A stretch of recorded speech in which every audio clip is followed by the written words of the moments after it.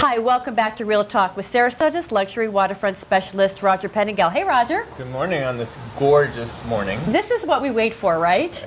It's like this every day. Right. This is how I remember it. Yeah.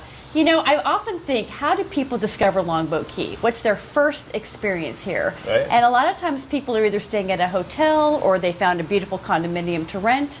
You know, in the early days, so 70s, you know, early 80s, a lot of Longboat Key really were rentals, especially in the condominiums. Single family homes, maybe not as much. Right. And that was really what you were seeing, was 1 and 2 bedrooms, even sometimes a 3-bedroom. And you have communities where families have grown up here. I mean, our buyers are the kids of the people who were renting. They sure are, a lot of 20 times. and 30 years ago. And so it's kind of interesting. We don't really focus on rentals a lot, but when a buyer comes to us and they're looking at a property, very often this millennial and a little bit older buyer might not be ready for a full-time place yet.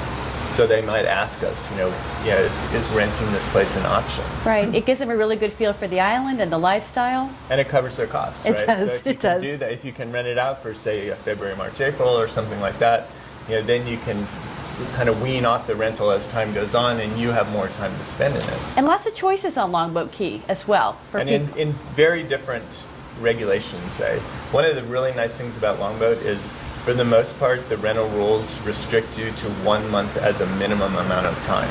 So whether it be a country club shore, single family house, or beach place where we are today, the minimum would be 1 month. Right. Now, different communities have even increased that. So if you look to like a Grand Bay or a L'Amiance, you're going to be at a 3-month minimum. So like good news, bad news, that might be maybe the residents feel that that's good and that'll give them fewer tenants. On the other hand, the owner doesn't like that because you have very few people that are actually renting for 3 or more months. Right. You have a much bigger pool of people who are looking for a month. Yeah.